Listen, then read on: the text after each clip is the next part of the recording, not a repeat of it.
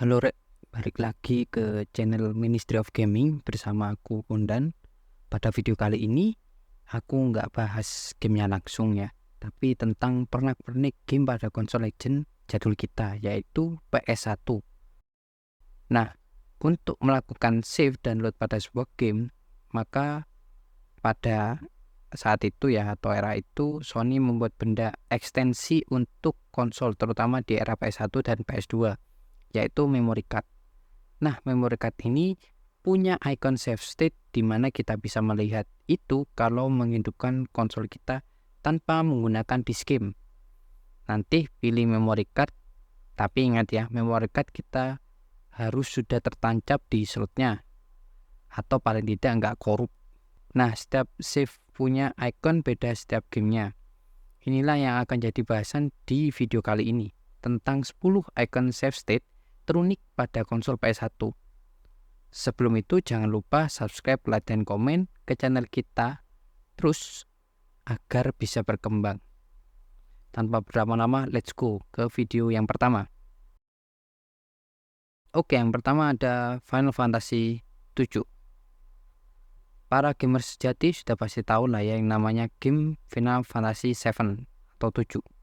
Game legend yang sudah menghiasi masa kecil kita ini mempunyai icon yang ikonik, yaitu wajah para karakter playable dan juga villain di gamenya. Sebut saja Cloud, Barret, Tifa, bahkan sekelas Vincent juga.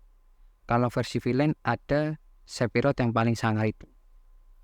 Meskipun kita tahu ya wajah mereka nggak jelas karena memang pixelated gambarnya, tapi sudah mewakilkan ya gimana bagusnya game ini dengan icon yang unik juga. Yang kedua ada Tomba. Game sulit pada zamannya ini juga memiliki icon yang unik, yaitu hidung babi. Kenapa harus hidung babi? Bisa wajah MC-nya atau enggak senjatanya dia aja, yaitu bola berduri ya.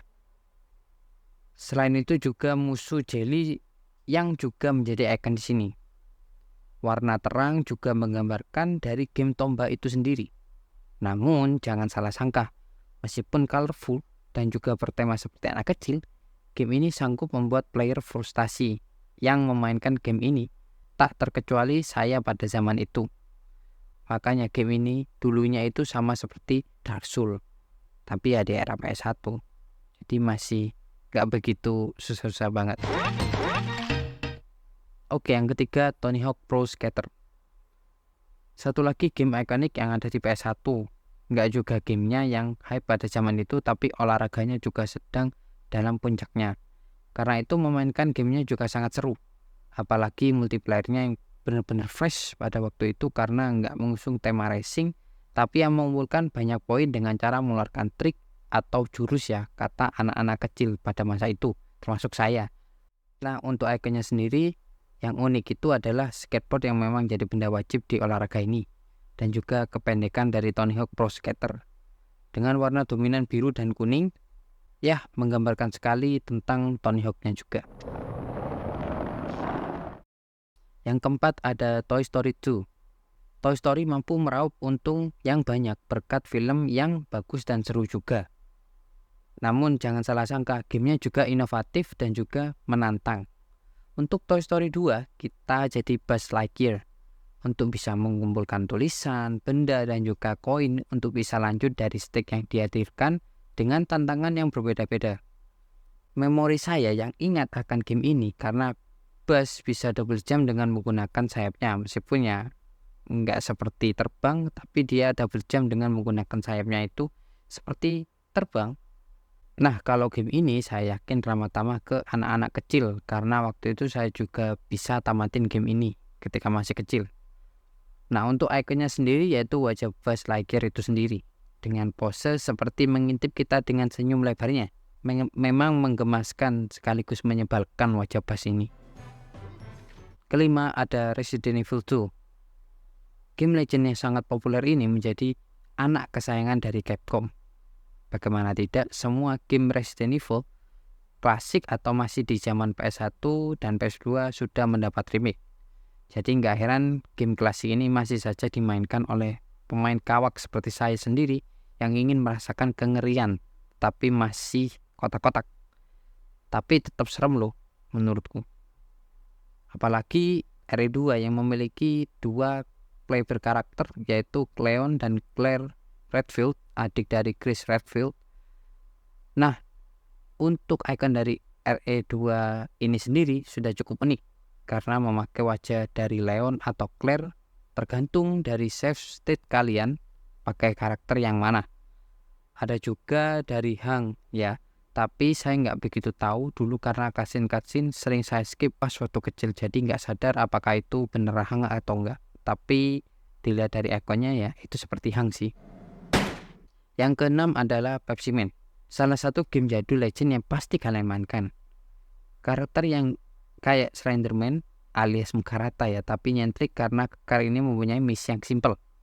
Mengumpulkan 100 biji botol dan pas garis finish akan meminum Pepsi. Game lucu dan juga menantang ini telah ditamatkan berkali-kali dan nggak ada bosannya. Biasanya mereka speedrun lah untuk bisa pamer ke teman kita yang sudah tamat.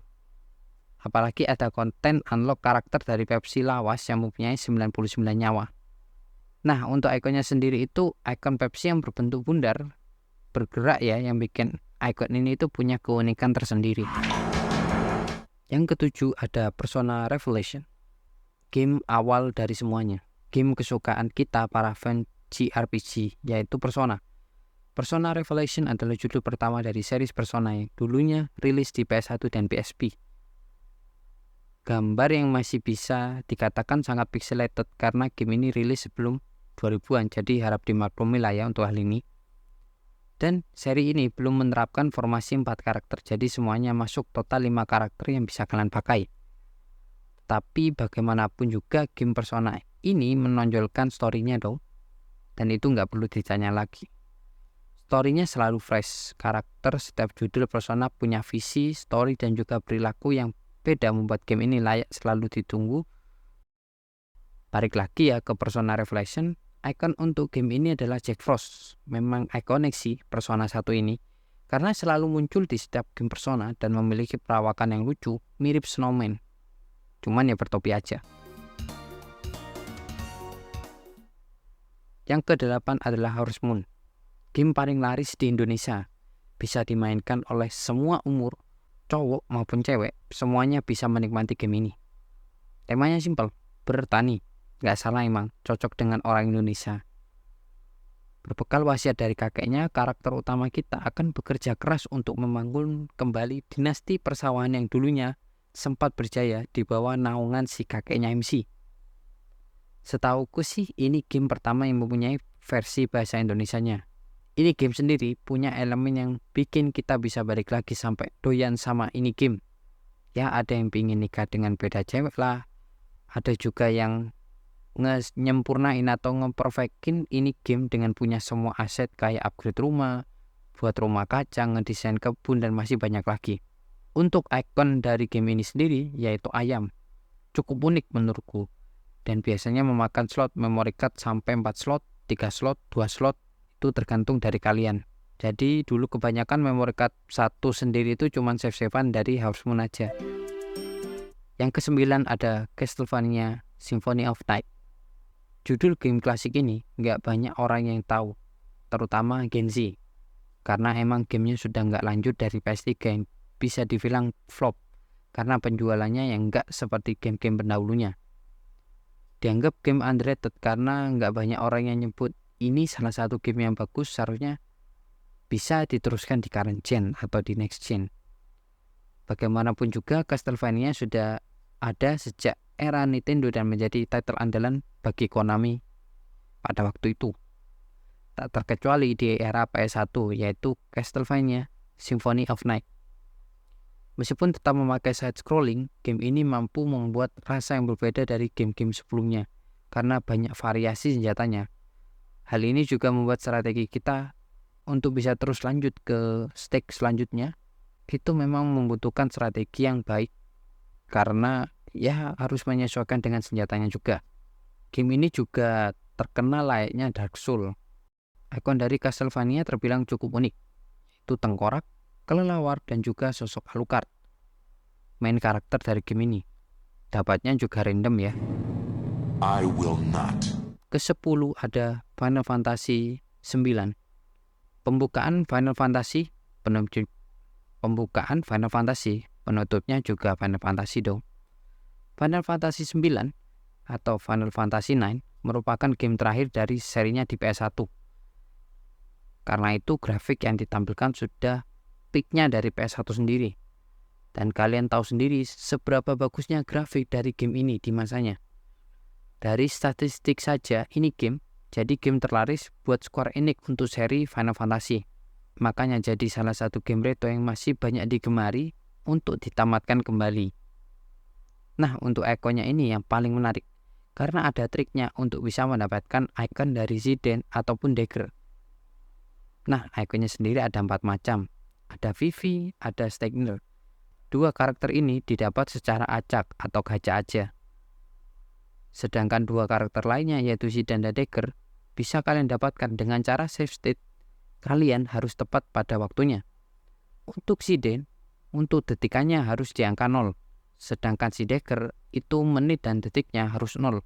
Hal ini merupakan yang paling unik dari semua save state yang saya temui di PS1, menjadikan hal ini sebagai easter egg juga di gamenya itu. Oke, itulah list save state terunik pada konsol PS1 dulu. Jadi gimana pendapat kalian? Adakah save state PS1 lainnya yang unik tapi belum ada di sini? Bisa tulis di kolom komentar. Sekian dulu dari aku sendiri. Kalau banyak viewsnya, akan ku buatkan versi PS2-nya. Sampai temu mana, Rek?